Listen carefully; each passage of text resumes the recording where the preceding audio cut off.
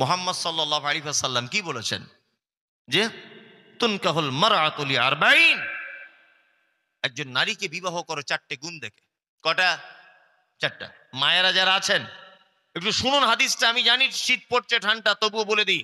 1, তার রূপ আছে কিনা দেখো। 2, বংশ ভালো কিনা দেখো। 3, টাকা আছে কিনা দেখো। 4, দিনদারিতা আছে কিনা দেখো।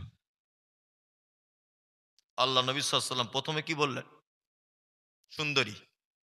সুন্দরী বলতে আমরা কি বুঝি? চামড়া যার পরিষ্কার। হাসির কিছু নয়, আমিও যেটা মনে করি, যার চামড়া পরিষ্কার সে সুন্দরী না। কাজী নজরুল একটা কথা বলেছে, দেখিতে পলাশ ফুল অতি মনোহর, গন্ধ বিনে সবে তারে করে অনাদর, যে ফুলের সৌরভ নেই কিসের সে ফুল, কদাচ তাহার মনে মজে না বুলবুল। পলাশ ফুল দেখেন মাঠে হয়, হ্যাঁ হয়, ওই ফুল বাজারে বিক্রি হয় না, হয় হয় না। অথচ গোলাপ ফুল বিক্রি হয় বাজারে। এই ভ্যালেন্টাইন্স ডে আসছে, প্রপোজ করবে এক একজনকে, একবার আই লাভ ইউ বলে একটা গোলাপ ফুল দেবে, 5,000 টাকা দাম। একটা গোলাপ ফুল কলকাতার মার্কেটে 2,000 টাকা দাম, 500 টাকা দাম, তাই না? তার মানে গোলাপ দেয় কেন? ও দেখতেও সুন্দর, ওর গুণও আছে, খুব সেন্ট, তাই না? তার মানে বোঝা যায় পৃথিবীতে যার গুণ বেশি তার দাম বেশি। তার একটা প্রমাণ। আচ্ছা বলুন তো, বর্তমানে আপেলের দাম বেশি না মূলোর দাম বেশি? কার? কেন? মূলো তো সাদা বেশি, দাম হিসেব মতো ওরই বেশি হওয়া দরকার, তাই না? এই সিলভার কাপ মাছ বুঝুন তো, নদী আল্লাহ ক টাকা কেজি? 200 টাকা সিলভার কাপ আছে নাকি? 120-30 টাকা, ঠিক না? 120-30 টাকা সিলভার কাপ মাছ, সাদা চকচক চকচক করে। আচ্ছা যাই হোক, আপনাদের এখানে 200 টাকায় ধরুন, তাই না? আচ্ছা দেশি মাগুর কত কেজি? 1,000 টাকাও তেমন বাজার হয়ে গেলে। দেখতে সাদা না কালো? কালো। কালো অথচ দাম বেশি। কারণ কি বলুন তো? ও ডাক্তার খেলেই বলে দিয়েছে রক্ত হবে, ফোটায় ফোটায় রক্ত। তার মানে বোঝা যাচ্ছে যার গুণ বেশি তার দাম বেশি, তাই না? আর চামড়া সাদা হলেই পরিষ্কার হবে, ভালো সুন্দর নয়। ওই জন্য যখন আপনি আপনার বেটার জন্য মেয়ে দেখতে যাবেন, তখন অবশ্যই দেখবেন যে মেয়েটার ভিতরে গুণ কি আছে। আমরা তো সব চিটিংবাজ লোক, আমিও তার ভিতরে একজন। আমিও যে ভালো লোক তা না, আমিও মারাত্মক খাতারনাক লোক, বদমাশ লোক। আপনি অবশ্য ভালো লোক। যাই হোক, আমরা বর্তমানে যেটা করি, যে বেটার জন্য বহু দেখতে গেছি কোথাও, তা মেয়েটাকে গিয়ে জিজ্ঞেস করছি, মা তোমার নাম কি? বলছে আমার নাম শেফালি পারভিন। আল্লাহ, সাংঘাতিক নাম তো, শেফালি আবার পারভিন। বলছে হ্যাঁ, পারভিন। তো বলছে আচ্ছা আচ্ছা আচ্ছা আচ্ছা। মা তোমরা কয় বোন, কয় ভাই? বলছে আমার ভাইটাই কেউ নেই, আমি বাপের একাই। তোমার আব্বা কি করে? না পলাশীপাড়া বাজারে মেন জায়গায় 4টে মুদিখানার দোকান আছে রোডের উপর, হোলসেল দোকান। আর কি না, আর 2টো আরাধনা বাস আছে। তাই নাকি? বলছে, হ্যাঁ। ওর এক চান্সে পছন্দ বুড়োটার, মানে ওর মেয়ে থেকে পছন্দ হয়নি, 4টে দোকান। ও ভাবছে বেটির বাপ মরে গেলে আমার বেটা পেয়ে যাবে। ও তো এই ধান্দায় ঘুরছে, ভালো করে বুঝবেন। ওর বাপ মরে গেলে বাস 2টো আমার বেটার হয়ে যাবে। নিয়ে শেষে জিজ্ঞাসা করছে মা, তো বলছে কি? তুমি নামাজ পড়ো? পড়ি না। আচ্ছা তোমার মা? না আমার মাও পড়ে না। আব্বা? আব্বা ব্যবসায় ব্যস্ত। আচ্ছা তুমি তাহলে এখন কি করো মা? না আমি উচ্চ মাধ্যমিক পাশ করে বাড়িতে বসে আছি। তা শুধু বসেই থাকো, আর কিছু করো না? বলছে মাঝে সাঝে টিকটকে ভিডিও টিডিও করি একটু আধটু। ওরে বাবা, টিকটকে ভিডিও করো? হ্যাঁ টিকটকে ভিডিও করি। ও তখন বুড়ো বাড়ি এসে ওর স্ত্রীকে বলছে, শোনো, এ যা তা ব্যাপার নয়, আমাদের বৌমা শুধু বৌমা না, টিকটকের নায়িকাও বটে। আচ্ছা এই টিকটকের নায়িকা যদি আপনি আনেন বাড়িতে বৌমা করে, আর বুড়ো বয়সে যদি মনে করেন গরম ভাতে ঘি মাখিয়ে আপনার সামনে আনবে, এটা কি আপনার ধারণা ভুল না ঠিক? ভুল। ঝাঁটার বাড়ি দিবে আর টিকটকের মতো ড্যান্স করাবে, এ দেখ টিকটক বার করছি তোর। কি বললাম বুঝলেন? ওই জন্য বলছি, তোমার বাপের কি আছে এটা দেখে লাভ নেই, তোমার চামড়া কতটা পরিষ্কার এটা দেখে লাভ নেই, তুমি কোরআন পড়তে জানো কি না, তোমার মা নামাজ পড়ে, তুমি নামাজ পড়ো, তোমার আব্বু কেমন মানুষ, এইগুলো দেখার প্রয়োজন আছে না নেই? আছে? আছে। সত্যি আজও পর্যন্ত ভালো মেয়ের অনেক অভাব। অভাব নেই। আমার একটা মহিলা মাদ্রাসা আছে, আপনারা জানেন, সোশ্যাল মিডিয়া দেখেন, মাদ্রাসা রুকায়ালিল বানাত, মেয়েদের। ওই ইয়াসিন ভাইয়ের আর আমার মাদ্রাসা পাশাপাশি। আর একটা মাদ্রাসা ইনশাআল্লাহ ছেলেদের, এটা স্পেশাল হিফজের বিভাগ, 28 তারিখে ভিত্তি স্থাপন করবো ইনশাআল্লাহ। সোশ্যাল মিডিয়া দেখতে পাবেন, আগামী 28 তারিখে। এটা ছেলেদের, ওটা চলছে মেয়েদের, আর এটা ছেলেদের চলবে ইনশাআল্লাহ। তা অনেক কত যে ভালো ভালো ডাক্তার, মাস্টার, ইঞ্জিনিয়ার ফোন করে, হুজুর আপনার মাদ্রাসায় পড়ে একটা ভালো হাফেজা মেয়ে দেন তো, বিয়ে করব। আমি কত মেয়ের যে বিয়ে দিয়ে দিয়েছি, অথচ তার আব্বা রিক্সা চালায়, জামাই হয়েছে এমবিবিএস ডাক্তার, কলকাতার, স্কুলে চাকরি করে। মেয়ের বাপের ছেলেটার বসতে দেওয়ার জায়গা নেই, আল্লাহর কসম করে আপনাকে বলছি। বসতে দেওয়ার ছেলেটাকে, যে একটা চাকরিমান জামাই তাকে যে বসতে দেবে, সেই পজিশনের জায়গা নেই, অথচ তার মেয়ে আজকে 4 তলা ফ্ল্যাটে বসবাস করছে কলকাতাতে। কি বুঝেছে তারা? ছেলেটা একটা জিনিস বুঝেছে, আল্লাহ ওয়ালি মেয়ের পক্ষেই সাংসারিক জীবনে শান্তি আসা সম্ভব। কি বললাম বুঝলেন? প্রত্যেক বড় মানুষদের জীবনে তার মায়েদের অবদান আছে। ইমাম বুখারী রাহিমাহুল্লাহ, নাম শুনেছেন? ইমাম বুখারী, তিনি জন্মের পরে ভালো ছিলেন, জন্ম যখন হয়েছেন ভালো ছিলেন, জন্মের পরে চোখের কোনো একটা রোগে আক্রান্ত হয়ে দুটো চোখ অন্ধ হয়ে গিয়েছিলেন।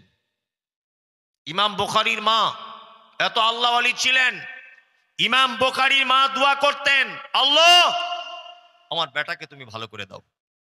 খুব কাঁদতেন নামাজের পাটিতে, খুব কাঁদতেন, আল্লাহ আমার বেটাকে ভালো করো। খুব দোয়া করতেন, খুব দোয়া করতেন।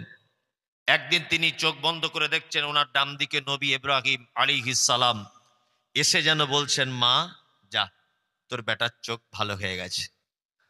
ইমাম বুখারীর মা চোখ খুলে দেখছে যে ছেলেটা দৌড়দৌড়ি করছে, চোখে দেখতে পাচ্ছে। আল্লাহু আকবার। তিনি হয়ে গেলেন সহিহ বুখারীর কি, হ্যাঁ, তিনি সংগ্রহ করেছিলেন সহিহ বুখারীর যত হাদিস রয়েছে। তার মানে প্রত্যেক ব্যাপারে মায়েদের অবদান আছে না নেই? আছে।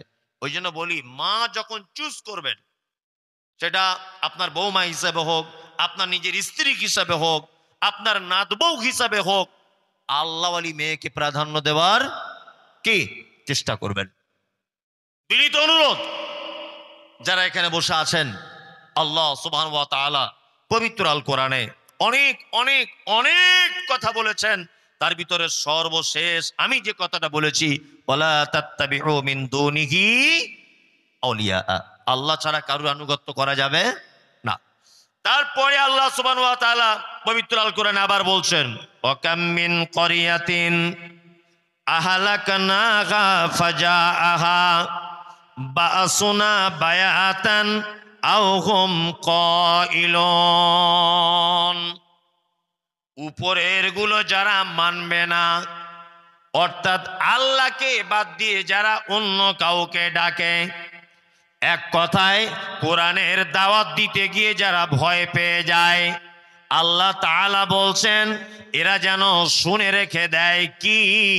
আল্লাহ বলছেন, ওয়াকাম মিন ক্বরিয়াতিন আহলাকনাহা ফাজাআহা বাসুনা বায়াতান আও হুম কাইলুন।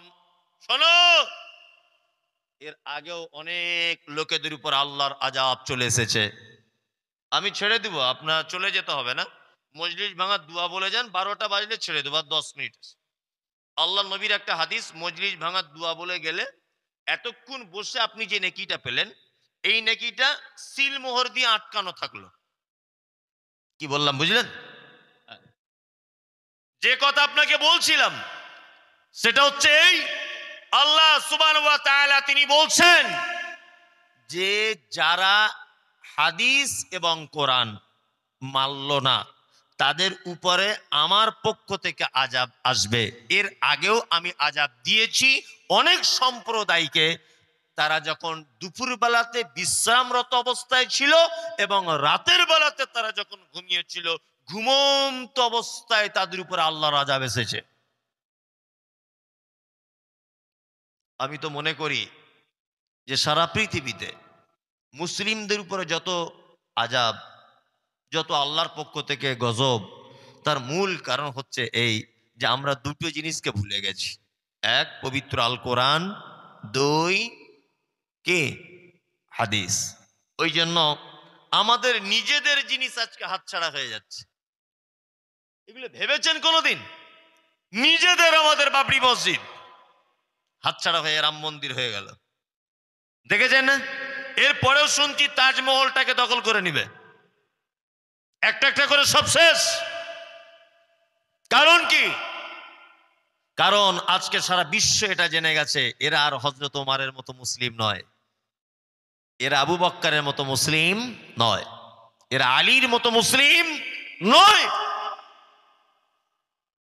এরা এখন নামকে অস্তে মুসলমান। অবাক লাগে, একদমই অবাক। NH-34 আপনাদের যে মেন রোড, এই রোডে বহু হোটেল আছে, বহু হোটেল, ড্রাইভাররা জানে, মুসলিম হোটেল, শুধুমাত্র ব্যবসা চালানোর জন্য বিভিন্ন দেব দেবী ঠাকুরের পুজো সাজানো আছে, শুধু বেচা কেনা বেশি হওয়ার জন্য। অবাক করা তথ্য এটা।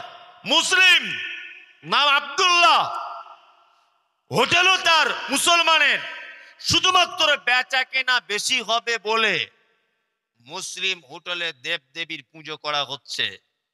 বলছে আমরা করি না, কর্মচারীরা করছে, তোমার পাছার চামড়া তুলে দিতে হবে। বিয়াদবি করার জায়গা পাও না? মানে আমরা কোন পর্যায়ের মুসলমান বুঝতে পারছেন? আল্লাহু আকবার। আল্লাহ তুমি জাতিকে বাঁচাও, বলুন আমিন আমিন। তার মানে আল্লাহর আযাবকে আটকানোর জন্যে আমাদের উপরে কি করা লাগবে? পবিত্র আল কোরআন এবং হাদিস মেনে লওয়া লাগবে, তাই না? এবার আপনাদেরকে কয়েকটা কোরআনের আয়াত আর হাদিস বলি, মানা যাবে? ছোট ছোট করে কথা। হ্যাঁ বলেন, বললে হবে না, আপনাকে মেনে ওইখান থেকে যেতে হবে। যদি এইটা বলেন তাহলে বলবো। ওই ইয়াসিনও বললো, আমি বললাম, তার আগে সোহেল সারাবি বললো, আর আপনি শুনে বাড়ি চলে গেলেন, এতে কি হলো? অন্তত বলুন যে আপনার এই কথাটা আজকে থেকে আমি মেনে চলবই, কোনো ভুল নেই। 10 বছর জলসা শুনলে তো অন্তত পক্ষে 10টা কথা মানা হবে।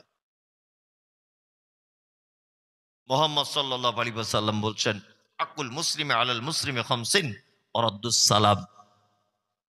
এক মুসলমান আর এক মুসলমানের সঙ্গে দেখা হলে কি বলতে হবে? আসসালামু আলাইকুম। এটা আমরা সকলেই বলবো ইনশাআল্লাহ।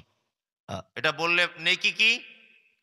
নবীজি বলেছেন, কেউ যদি সালামু আলাইকুম, আসসালামু আলাইকুম এইটা যদি বলে, তার আমল নামাতে 10টা নেকি লিখে দেওয়া হবে। আর ওয়া রাহমাতুল্লাহি, আর এইটা যদি বলে আরো 10টা নেকি বাড়িয়ে দেওয়া হবে। ওয়া বারাকাতুহু, ও যত শব্দ বাড়াবে প্রত্যেক শব্দতে 10টা করে নেকি বাড়িয়ে দেওয়া হবে। ইনশাল্লাহ আমরা সবাইকে দেখে বলবো আসসালামু আলাইকুম, ইনশাল্লাহ সবাইকে বলা যাবে, বউকে সালাম দেওয়া যাবে না। দেওয়া যাবে? কেউ দেয়? দেন? আলহামদুলিল্লাহ। অনেকজন বলে আমার লজ্জা লাগে, বলি সাহেব যা তা কথা বলছেন, তাই না? লজ্জার ব্যাপার বলে অনেকজন। এই একটা পর্যন্ত আমি চালাতে পারবো না। না না বললে আমার 2টো পর্যন্ত বললে, হ্যাঁ 2 ঘন্টা 12:30 পর্যন্ত বলবো। হ্যাঁ তাহলে আবার কি? তাহলে আগে আগে বললে আমি উঠতামই না, ঘর পালাতাম। আমি মানুষ না, এটা আমার ইঞ্জিন। মানুষ সারা রাত বসে থাকবে, ওরা তো এমনি বসে আছে, আমি বসে থাকছি, ওরা এসে বলুক। তাহলে আমার তো একটা ইঞ্জিন এটা। হ্যাঁ 12:30 হবে আবার কি? হ্যাঁ রাইট, একটু নরম করে বলুন, অত কড়া করে বলছেন কেন? না বাস্তবিক, না না ওই কথাটাই আপনি একটু মিষ্টি করে বলুন, কোনো সমস্যা নেই। হ্যাঁ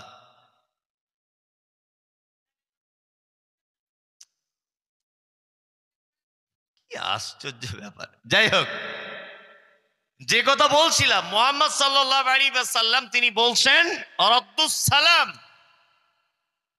তোমরা এক অপরকে দেখে সালাম দাও। ইসলাম একটা সত্যি সুন্দর জীবন ব্যবস্থা, খুবই সুন্দর জীবন ব্যবস্থা, যা পৃথিবীর অন্য কোনো জীবন ব্যবস্থার সঙ্গে তুলনা করা যাবে না। আমরা সকাল সন্ধ্যাতে মানুষকে সম্বোধনা জানাই ইংরাজি কিছু শব্দ দিয়ে, good morning, good evening, good afternoon, এগুলো বলি না? তা আপনার বেটা বা আপনি যদি দিনে 10 বার যদি এটা বলেন, তাহলে কি 10টা নেকি পাওয়া যাবে বলে মনে হয়? না। আল্লাহ বলেছেন, লা তাদখুলুল বুয়ুতা গায়রা বুয়ুতিকুম, তোমরা যারা ঈমান নিয়ে এসেছো, তোমাদের নিজেদের বাড়ি হোক আর অপরের বাড়িতে হোক, তোমরা যখন প্রবেশ করবে দরজায় দাঁড়িয়ে গিয়ে বলবে আসসালামু আলাইকুম। কেন বলবে? তোমার বাড়ির ভিতরে তোমার বেটি আছে, বয়স তার 16 বছর, জোহরের সময় গোসল করে তার মায়ের সাথে রোদ্দুরুতে বসে আছে বাড়ির আঙিনায়, গায়ে ওড়না নাই, পুরুষ মানুষ কেউ নেই বলে গায়ে ওড়না টরনা কিছু দেয় নাই।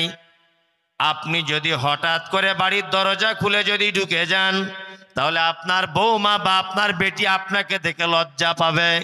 ওই জন্য ইসলাম বলেছে তুমি দরজায় দাঁড়িয়ে গিয়ে বলবে আসসালামু আলাইকুম। আয়েশার মা, সাফিনার মা, খাদিজার মা, আমি বাড়ি এসেছি, দরজাটা তুমি খুলে দাও। তোমার বেটি তোমার সালামের জবাব দিয়ে দৌড়িয়ে চলে যাবে ঘরের ভিতরে, দৌড়িয়ে চলে যাবে।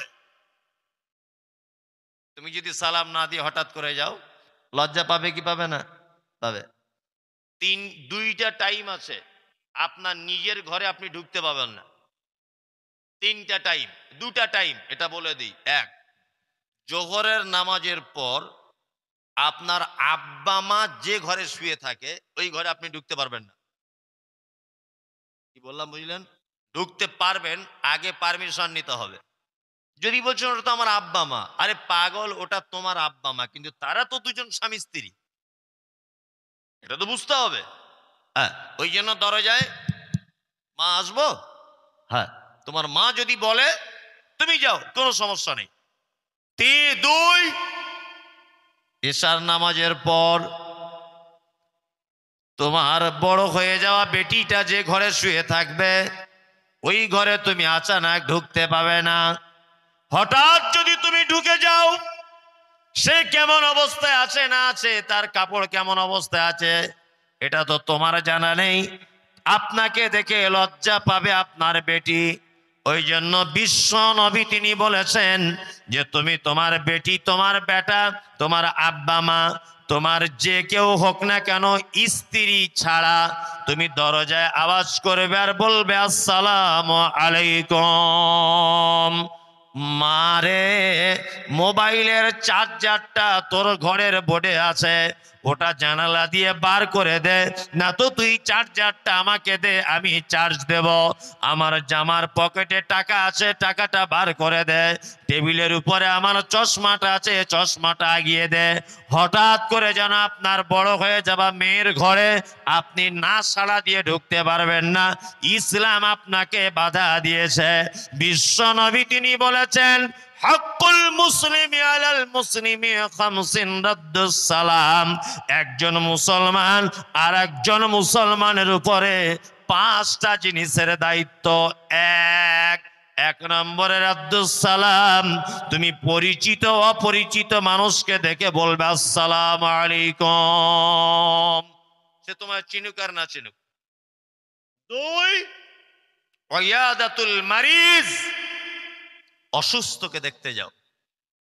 পাড়া প্রতিবেশী যদি কেউ অসুখে পড়ে যায় তাহলে তাকে একটু দেখতে যাবেন। কি বললাম বুঝলেন?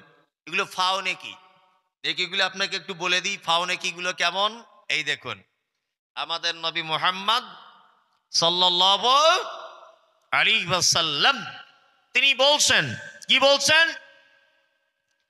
কোন মানুষ যদি সন্ধ্যাবেলাতে একটা রোগীকে যদি দেখতে যায়, রোগী তার বাড়িতে থাকবে আর এ মাগরিবের নামাজের পরে রোগীর বাড়িতে যাবে, রোগীর মাথায় হাত দিয়ে বলবে লা বাসা তাহরুন ইনশাআল্লাহ। দুটো একটা কথা বলবে, চাচা কোন ডাক্তার দেখাচ্ছ বলো। চাচা বলবে আমি হরিপদকে দেখাচ্ছি, আপনি বলবেন না আশরাফুলকে দেখাও। এইরকম দুই চারটে ভালো পরামর্শ আপনি দিয়ে চলে আসবেন। বিশ্ব নবী আমার বলেছেন তারপরের দিন ফজরের পর সূর্য ওঠা পর্যন্ত আসমানের ফেরেশতারা এই বলে দোয়া করে, হে আল্লাহ, রুগীকে তো ভালো করবে করবে, আগে তুমি ভালো করো যে দেখতে গেছে তাকে। তাহলে দেখতে যাওয়া ভালো না খারাপ? ভালো। রুগীকে দেখতে যাবেন, কি বললাম বুঝলেন? চলুন। আর কেউ যদি ফজরের পরে যায় তাহলে এশা পর্যন্ত, আপনার মাগরিব পর্যন্ত, তারপরের দিন সূর্য ডোবার আগ পর্যন্ত সে তার জন্য ফেরেশতারা মাগফিরাত কামনা করে। নাম্বার 3, বিশ্ব নবী বলেছেন ইজাবাতুদ দাওয়াতি, তোমাকে কেউ দাওয়াত করলে তুমি দাওয়াত কবুল করে নাও ইনশাআল্লাহ। হ্যাঁ, দাওয়াতের ব্যাপারটা ইনশাআল্লাহ তো একটা আছেই আর কি, তাই না? গরুর গোস্তের ব্যাপার এটা ওটা। এই গোলাম হোসেন, সব দাওয়াত বাড়িতে তো যাওয়া যাবে না, কি বললাম বুঝলেন? সব দাওয়াত বাড়িতে যাওয়া যাবে না। যেমন আমি বলে দিয়েছি কিছুদিন আগে, আবার বলছি তবুও, আমাদের কিছু কিছু জিনিস আছে যেগুলো ইসলাম সমর্থন করে না, কি বললাম বুঝলেন? আর ইসলাম যেটাতে সমর্থন করে না সেটাতে আপনি যেতে পারবেন না। এক, এমন একটা বিবাহের অনুষ্ঠানে আপনাকে বলা হলো যে অনুষ্ঠানে বাদ্যযন্ত্র বাজছে, অর্থাৎ এই গান বাজনা এটা ওটা হচ্ছে। এখন তো গান বাজনা ছাড়া বিয়েই হয় না, কমন। নাম্বার 4, আল্লাহ নবী সাল্লাল্লাহু আলাইহি ওয়াসাল্লাম তিনি বলেছেন ওয়া ইজাবাতুদ দাওয়াতি ওয়া ইত্তিবাউজ জানাইজ, কেউ মারা গেলে তার জানাজার সালাত আদায় করতে যাও। ইনশাআল্লাহ যাব। গেলে একটা উহুদ পাহাড়ের সমান নাকি মাটি দিলে, আর শুধু জানাজা পড়ে যদি চলে আসেন একটা উহুদ পাহাড়, দুটোই যদি করেন দুটো উহুদ পাহাড়, কি বললাম বুঝলেন? নাম্বার 5, অতাশমিতুল আতিশ, আল্লাহ নবী সাল্লাল্লাহু আলাইহি ওয়াসাল্লাম তিনি বলছেন যে হাঁচি হলে কি বলে আলহামদুলিল্লাহ, ওটা যে শুনবে, ইয়ারহামুকাল্লাহ যে শুনবে, ইয়াহদিকুমুল্লাহ ওয়া আসলিহু বালাকুম, 3 পর্যায়ের উত্তর আপনাকে দিতে হবে। এগুলো ছোটখাটো আমল বললাম, ইনশাল্লাহ করা যাবে। হ্যাঁ, আরো কিছু ছোট আমল বলে দেবো যেগুলো খুব সহজে করতে পারবেন। এক, আল্লাহ নবী সাল্লাল্লাহু আলাইহি ওয়াসাল্লামের হাদিসের শুধু বাংলাগুলো বলে দিচ্ছি, হাদিসটা পড়ে। আল্লাহ নবী বলছেন আলহামদুলিল্লাহ তামলা আল মিজান, কিয়ামতের দিনে মিজানের পাল্লাতে নেকি ওজন করা হবে। জানেন তো এটা? মানে নেকির ভারী এবং হালকার ব্যাপার আছে। এক, এই দেখুন আপনাকে দেখায়, ধরে নেন এটা পাল্লা, এইদিকে গোনা আছে, সুদ খাওয়ার, ব্যভিচারের, যত রকমের গোনা এদিকে আছে। গোনাটা এত ভারী, গীবত পরনিন্দা সব পাপ এদিকে চাপানো, গোনাটা একদম নিচের দিকে নেমে আছে, মানে নেকিকে টেনে তুলতে পারছে না। ভালো করে বুঝবেন, এদিকে নেকি আছে জলসা শোনার, নামাজ পড়ার, জাকাত দেওয়ার, দান করার, এই নেকিগুলো দিচ্ছে, কিন্তু গুনাহকে তুলতে পারছে না, মানে নেকি হালকা হালকা নেকি। আল্লাহ নবী সাল্লাল্লাহু আলাইহি ওয়াসাল্লাম তিনি বলেছেন আলহামদুলিল্লাহ তামলা আল মিজান, দিনে রাতের কিছু অংশে কেউ যদি বলে আলহামদুলিল্লাহ, তাহলে মিজানের পাল্লায় নেকির দিকটা অর্ধেক ভারী করে দেওয়া হবে। তাহলে আমরা অন্তত টার্গেট করব দিনে 10 থেকে 20 বার আলহামদুলিল্লাহ বলবো। বলবো? কেউ জিজ্ঞেস করছে ভাই কেমন আছেন, কি বলবেন? অনেকজন আমি আজকে মসজিদে একজন বলছি, আমি জিজ্ঞেস করছি ভাই কেমন আছেন, তা বলছে হুজুর আপনার দুয়াতে আল্লাহর রহমতে ভালো আছি। বলছে আমি তো তোমাকে চিনি না ভাই, তোমার জন্য দোয়া করলাম কবে? তোমাকে তো আমি কোনোদিন দেখিনি জীবনে, তা তোমার জন্য দোয়া করলাম কবে? এ কথা বলা শিরক। বললাম বুঝলেন, মারাত্মক অন্যায় এ কথা বলা। কারণ তোমার দুয়াতে আল্লাহর রহমতে ভালো আছি, তার মানে তুমি দুয়া না করলে আল্লাহর রহমত হতো না, এটাই তো বোঝায়। কেউ জিজ্ঞাসা করছে ভাই কেমন আছেন, ডাইরেক্ট আলহামদুলিল্লাহ। এক গ্লাস পানি পান করলেন, কি বলবেন? আলহামদুলিল্লাহ। আম খাচ্ছেন, খুব মিষ্টি, আলহামদুলিল্লাহ। ভাত খাচ্ছেন, 2-3 বার করে লোকমা খাচ্ছেন, খুব ভালো মাংসটা রান্না হয়েছে, আলহামদুলিল্লাহ। তরকারিটা খুব স্বাদ, আলহামদুলিল্লাহ। কোন এক কাপ চা খাচ্ছেন, আপনার স্ত্রী 1 কাপ চা করে দিয়েছে, আলহামদুলিল্লাহ, খুব সুন্দর, আলহামদুলিল্লাহ। এরকম আপনি শুকরিয়া বাচক শব্দ আলহামদুলিল্লাহটা ব্যবহার করবেন দিনে 10-20 বার। তাহলে আল্লাহ নবী মুহাম্মদ সাল্লাল্লাহু আলাইহি ওয়াসাল্লাম তিনি বলছেন মিজানের পাল্লার নেকির দিকটা অর্ধেক কি ভারী করে দেওয়া হবে। চলুন তারপরে হাদিসটা জেনে নেন। আল্লাহ নবী সাল্লাল্লাহু আলাইহি ওয়াসাল্লাম বলেছেন সুবহানাল্লাহ আলহামদুলিল্লাহ তামলাআন ওয়া তামলাআনি মা বাইনাস সামাওয়াতি ওয়াল আরদ। কেউ যদি সুবহানাল্লাহ আলহামদুলিল্লাহ মিলিয়ে যদি বলে, মাঝে সাঝে বলবেন সুবহানাল্লাহ, মাঝে সাঝে বলবেন আলহামদুলিল্লাহ, আশ্চর্য কিছু দেখলে বলবেন সুবহানাল্লাহ, আকাশে সুন্দর রঙিন মেঘ ঢেকে নিয়েছে, খুব সুন্দর লাগছে, সুবহানাল্লাহ। পবিত্রতা তোমার, বৃষ্টি হচ্ছিল না, হঠাৎ করে বৃষ্টি হয়েছে, আলহামদুলিল্লাহ বলুন। মাঠে ভালো ধান সবার হয়েছে, সুবহানাল্লাহ, এত সুন্দর ধান, পবিত্রতা আল্লাহ তোমার। এই সুবহানাল্লাহ আলহামদুলিল্লাহ কেউ যদি মিলিয়ে যদি বলে, বিশ্ব নবী তিনি বলেছেন বাইনাস সামাওয়াতি ওয়াল আরদ, আসমান জমিনের মাঝখানে কোনো জায়গা ফাঁকা থাকে না যে ওই বান্দার নেকি দেওয়া হয় না। কত বড় নেকি বলুন তো, সামান্য কথায়।